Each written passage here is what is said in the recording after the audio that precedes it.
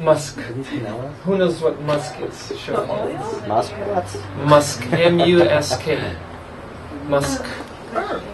Yeah, No. It's a strong Wait. body odor? You're getting close. You're getting close. The horn of a moose or something like that. Is it an What is it? essence? The horn of a moose, like when they kind of. It's not a moose, but you're getting close. Yeah. It's a deer. Yeah. It's a deer. Ah. Yeah. Actually, at one point in history, Musk was a must have fragrance cosmetics for the wealthy, for the aristocracy. They'll go totally out of their way to pay huge sums of money to get a little bit of musk. And what it is, it's a really refined fragrance. It's so complex that when you smell it, you can't even describe what it is. So when people throughout the history try to describe it, they'll describe it in so many different ways, and they're all right because it really. It's like a dynamic smell. It's a really sophisticated fragrance, and unfortunately, it is obtained by killing a deer because there's this particular kind of deer. It looks like regular deer, but it's got little tusks like this. There's little tusks, and it's smaller than a regular deer. It's maybe like about this long, and its rear legs are somewhat longer than the front ones. It looks very timid, and it grows down on its belly. There's like a little pocket down there that it has, and then the hunters will go kill these poor animals. Cut the thing out, dry it, put it in the sun, to dry, or sometimes even fry, and they get this purple, dark red substance, which was very pleasant to touch. And we just smelled, far out. And then, of course, nowadays it's almost impossible to get it because people got a little more humane. They don't kill the animal, and they got a little more artificial in the sense they added another line of artificial products, chemicals. So, anyways, the reason I'm bringing this up is. There's a regular analogy given about this musk deer in the Yoga Sutras, yogi text. Would you like a chair, or you like to sit on the floor? Oh, okay. You have cool. There you go. Yeah, please. No problem.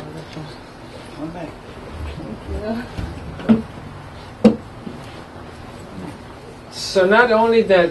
People would go crazy over this smell, this fragrance, but even the deer itself.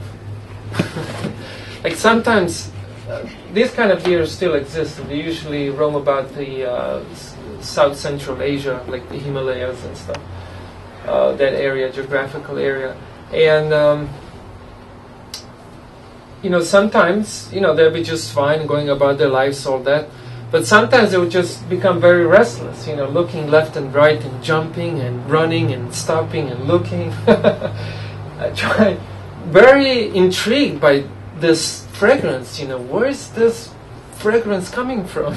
And they'll be running, left and right and up and down, trying to find it and then give up and then again stir up into some action and again look for it, agitated as to what is this? What is this? Where's it coming from? Wherever I go, it smells. So the problem of the deer is that it be looking everywhere outside, everywhere that is except within itself. So the fragrance is contained within its own belly. Within its own belly. So the Yoga Sutras give this example to illustrate our sort of foolishness. Searching for satisfaction, searching for happiness, which is eternally situated within you. It's with you. It's your constitutional, eternal birthright. Come on. The moment we pop out of mother's womb, that's what we're looking for. Directly, indirectly. Any or every little thing we do in our lives, we do because we search for this. Yet, we kind of not quite find it, isn't it? Why? Because we look for it on the outside. look behind this bush, in the other bush, behind a tree, on top of a tree, run, jump, sleep. I tried everything. I tried this, that, the other thing, and it's always incomplete, There's some euphoria about searching for it, but, it's never tangible, It's like trying to grab smoke, It's just like, how do you do that? It's there, you see it, it's attractive, it's attracting you, yet when you try to grab it, it's not there. Why? Because it isn't there. That's only sort of like a shadow of that happiness, that satisfaction. So this satisfaction is eternally situated within ourselves. The point is, we're looking for it on the outside. Now, what are the characteristics of the external happiness? What's the problem with this kind of happiness? The external happiness. It's temporary, okay? Like, you can be honest.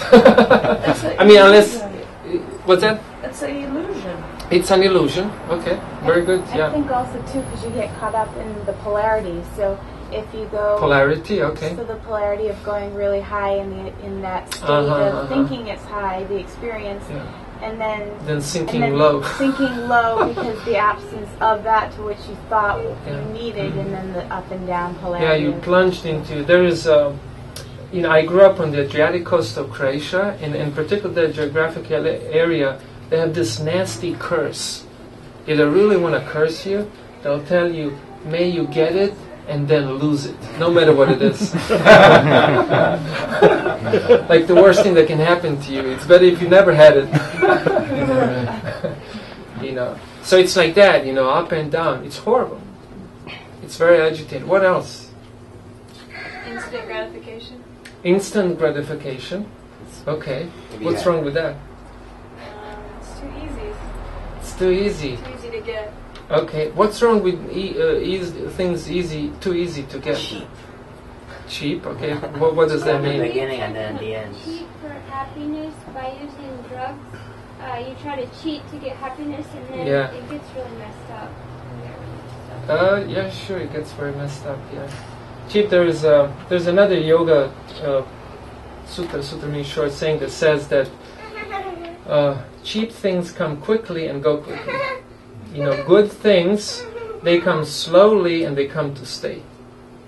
As a general rule, there's always exceptions, but as a general rule, yeah. You have a high, or you have a high expectation. It's never. You have high expectations. Okay. All right. All right. I have one more here listed, which I would like to get out of you. There's one more. It's very important. It's in regards to all of us, or everyone, trying to lay our hands on it.